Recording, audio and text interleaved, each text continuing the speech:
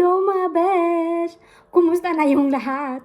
Ang tagal ko na talagang hindi nakapag-vlog besh. Mga ilang years. Ilang years na ako na hindi na magpapakita sa inyo. Ano nga bang nangyari sa akin? Ba't ngayon lang ako nagpapakita, no? Ang daming nangyari sa akin mga besh. Hindi ko na mabilang yung mga times na, okay, nasabi ko na, huy, kailangan ko na talagang gumawa ng iba na mga work o iba na mga environment kung saan ako komportable, gano'n. Hindi ko napapatagaling mga besh. Ano nga bang nangyari sa akin? Nag-aral ako ng social o social pa, yung tinatawag dito na caregiver. Nag-aral ako ng 17 weeks. Eto, ginrab ko talaga to kasi meron kami experience na 2 years, max 2 years na meron kang experience dito sa Denmark as no education sa caregiver. Pwede kang maka-avail nito sa 17 weeks na free na pupunta sa school. So, ginrab ko talaga to. Nag-start ako nito last year. September ako nag-start ng education ko. Tas ang daming nangyari. Siyempre yung pag-ano mo doon sa school, hindi man mabilis at hindi rin mabilis makapasa dahil nga magsasalita ka ng Danish. Sa ganito na field na trabaho, hindi ka pwedeng magsalita ng Danish. Kailangan na maayos yung pagsasalita mo ng Danish language. Hindi ka pwedeng pumunta doon na magsalita ng English. Danish talaga is must dito na field na to. Kasi kausapin mo yung mga resident, kausapin mo mga Danish people. Oh.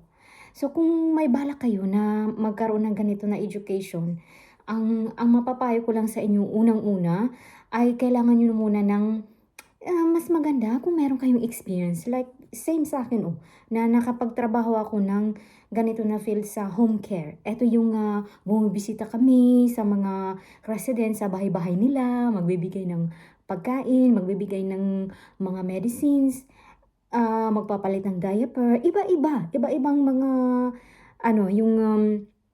iba-ibang mga assignment. Depende ito sa mga needs ng resident. Per resident ang binibisita namin. Hindi kami katulad sa care home na dun lang sa isang lugar na bibisita dahil nandun yung bahay nila. Parang institution. Ito sa amin, hindi ito institution. Mismo talaga bahay namin na bumibisita kami bahay-bahay at magbibigay ng mga pagkain, magbibigay ng mga medicines at ano-ano pang mga help na need nila, no? Etong trabaho na to, hindi naman siya yung mahirap na trabaho. Ang kalabang lang dito ay language. Ito talagang number 1 na kailangan mo na matutong mag-Danish. Kasi kung hindi ka matutong mag-Danish, so hindi ka makakapasok nito na field na to. So kayo na pupunta pa lang rito or nandito na kayo sa Denmark at gusto nyong makapagtrabaho ng maayos ang pasahod dito mga besh.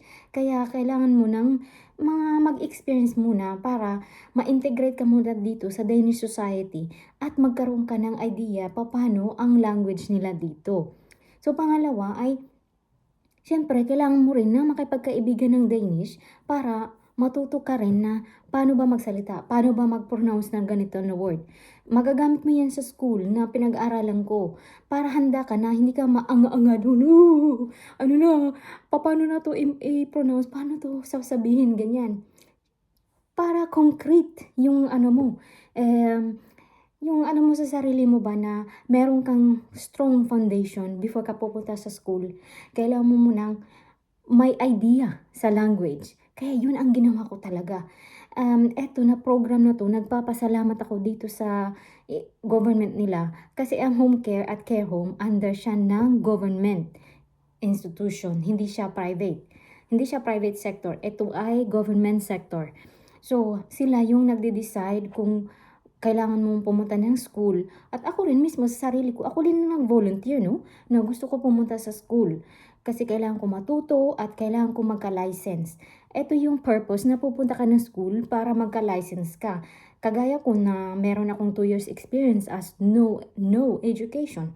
So, kailangan ko nang pumunta sa school 17 weeks para magkaroon ng license. At dun sa school mga besh, hindi rin madali kasi syempre marami kang mga nationalities na makakasalamuha doon, hindi lang Danish, iba-ibang nationality. mga ibang nationality. Like for example, mga dito na nakatira dito na lumaki pero iba yung relihiyon nila, no? Parang sila pa yung arrogant. Masasabi ko na sila talaga yung arrogant kumpara sa mismong mga Danish dito na nakatira. Mas mabuti na doon kayo dumikit sa mga Danish talaga. Kasi ang ano nila, yung matulungin sila, yung polite, hindi sila nang dadaw ng tao, ano? So, swerte na lang din ako na nakapunta ako sa isang grupo na maganda at nagtutulungan kami para talaga pumasa. Hindi na kasi madali. May dalawang Pinay doon na kasama ko na kami rin. Bale, tatlo na kami. Nagtutulungan kami para pumasa. Hindi kami nagkakainggitan. Wala kaming inggit sa katawan. Grabe inggit sa katawan. Para talaga pumasa kami. Pumasa kami mga besh. Nakakuha ko ng perfect score. Ito yung pinaka-highest score na makukuha mo dito sa Denmark. Ito yung tinatawag na 12. 12 na score. Toltel. Grabe. Grabe talaga yung mga Pinay, no? Grabe yung ano talaga tayo yung ambitious. Napaka-ambitious natin na tao. Kailangan natin na, alam mo yung, hindi lang tayo papasa basta-basta. Gusto rin natin na maayos na karakter. Gusto natin maayos na grade. Kaya nakapasa ako doon mga besh. Akala ko nung unang exam namin, parang ano lang yun, na-timingan lang yun, parang naswertihan lang talaga. Pero sabi ng teacher ko, hindi daw ako naswertihan. I work hard for it. Grabe. Deserve ko raw na magkaroon ng gano'n na perfect na score. Tapos yung pangalawa naman, masasabi ko na, hulo, baka na naman na maswertehan ako nito. Para sa akin, okay lang naman bigyan ako ng 75, yung pasawang awa na grade. Pero kasi, ang nangyari ay hindi talaga pasawang awa ang binigay sa akin. Ang binigay talaga sa akin ay napaka-highest na score, which is proud naman ako sa sarili ko, no? At saka proud din ako na meron din akong si Tommy, yung husband ko, na lagi kong inu-istorbo araw-araw. Oh, tama ba itong pag-pronounce ko? Siya din ang nagsusupport sa akin, ano? Marami akong network ba? Marami akong support dito. Mga Danish friends din, sinusuportahan din ako. Mga Filipino colleagues, oh, sinusuportahan din ako nila na kaya mo yan, makukuha mo rin yan. So mga besh, nakuha ko na talaga. Oh, nakahanap talaga ako ng way na magkaroon ako ng education dito sa Denmark. Nagpapasalamat talaga ako sa God na binigyan ako ng opportunity nito.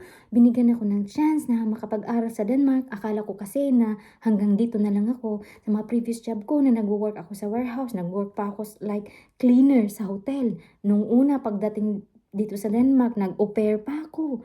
Iba-iba na job na napuntahan ko dito. Tapos ang ending ay napunta ako dito sa ganitong klase na job na maayos at maayos din ang pasahod. Sana ay makatulong ito sa inyong mga besh na ma-motivate naman kayo na gumawa kayo ng something different sa buhay nyo at mag-aral dito sa Denmark. So hanggang sa susunod na lang natin ng mga vlog mga besh, abangan kung anong nangyari sa akin dito sa Denmark na naman.